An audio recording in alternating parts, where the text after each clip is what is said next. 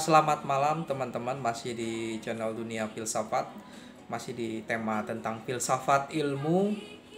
Sepertinya ada tema yang sangat penting di dalam pembahasan mengenai filsafat ilmu, yaitu pemikiran dari Thomas Kuhn. Dia seorang saintis juga. Dia menjelaskan bahwa ilmu itu sebagai suatu paradigma, karena sebagai suatu paradigma itu membangun suatu struktur pemikiran dan dianggap sebagai suatu perkembangan. Jadi apakah perkembangan itu bersifat kontinu atau diskontinu?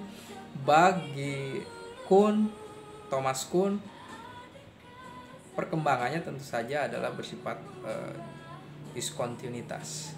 Akan ada suatu perubahan, suatu paradigma, suatu pemikiran yang mungkin saat itu sesuai dengan zamannya, lalu akan mengalami suatu yang disebut dengan krisis, kemudian diganti dengan pemikiran yang lain. Banyak di dalam kehidupan keseharian kita ada suatu hal yang mungkin itu penting di zamannya. Saya telepon itu sangat penting, wartel. Tapi sekarang kan kita sudah punya HP sendiri, itu tidak penting lagi maksudnya buat kita. Juga dulu kita mungkin ke warnet, tapi sekarang kita mengalami revolusi informasi, medsos, dan tentu saja internet. Kita bisa mengakses dengan HP kita gitu. Jadi paradigma bagi Thomas Kuhn itu akan mengalami sesuatu yang bersifat revolusi. Jadi dengan rumusan satu adalah paradigma satu, kemudian si paradigma ini ya harus dinormalisasi. Normalisasi di sini adalah diimplementasikan, dilaksanakan atau dipakai di suatu zaman. Kemudian normalisasi ini akan mengalami anomali. Anomali itu akan hadir suatu ketidaksesuaian lagi dengan suatu zaman. Mungkin ada sesuatu yang kurang tepat lagi, misalnya mengajarkan misalnya di dalam pembahasan mengenai sejarah Indonesia, misalnya dikatakan bahwa perlunya pendidikan selalu mengingat peristiwa G30 SPKI misalnya. Itu perlu diingat, tapi untuk dijadikan sebagai suatu alat untuk politik itu sekarang tidak lagi. Sehingga pemutaran film itu tidak ada lagi. Kemudian di bidang sains, sekarang itu yang namanya planet Pluto itu udah nggak ada. Sekarang itu bukan planet, itu hanya benda angkasa saja. Begitu juga misalnya kalau dulu kita memakai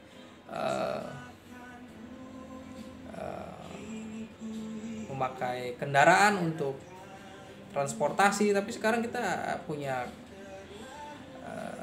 kendaraan yang lebih dari sekedar kita menggunakan binatang, kita menggunakan transportasi pesawat, mobil, dan sebagainya.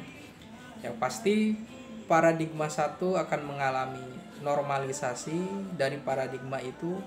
Kemudian setiap paradigma yang sudah mapan akan mengalami suatu masa ketidaksesuaian lagi dengan zaman, kemudian akan mengakibatkan adanya suatu krisis.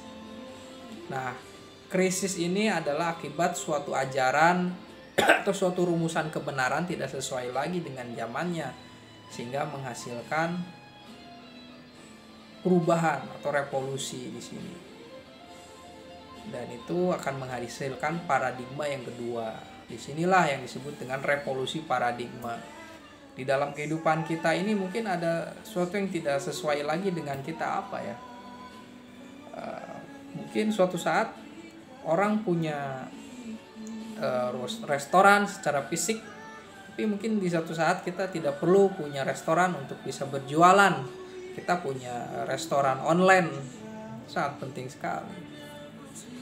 Ini sangat memudahkan sekali di dalam membantu masyarakat gitu kan, dalam meningkatkan ekonominya. Dulu harus membuat surat tanah itu surat izin penyelenggaraan usaha dulu harus pakai perizinan yang ketat. Sekarang bisa dengan online gitu kan. Itu sebagai suatu perubahan juga di dalam kehidupan kita. Itu ada revolusi yang terjadi karena informasi dan teknologi internet ini. Jadi dulu orang yang bisa kaya itu ya karena dia punya perusahaan besar, punya relasi yang besar. Sekarang ada Jack Ma. Jack Ma dia membangun perusahaannya dengan basis internet dan teknologi, dan dia bisa menjadi orang yang kaya di dunia. Begitu juga dengan Mark Zuckerberg. Dia tidak jualan apa-apa, dia jualan produk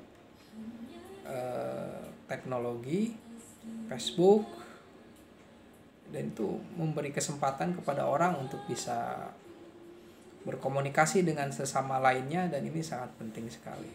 Jadi yang harus kita pahami dari pemikiran paradigma Kuhn itu, Thomas Kuhn itu, kita harus selalu membuka diri, kita harus memperbaharui pemikiran kita.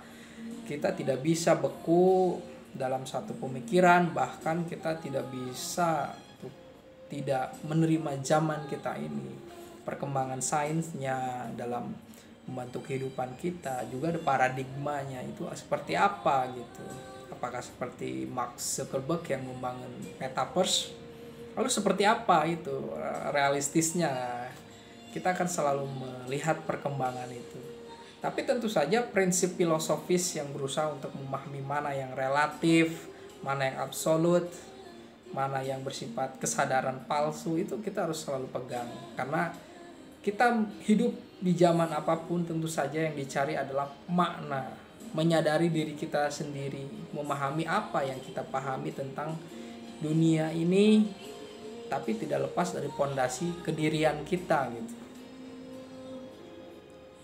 Bermakna atau tidak buat kita.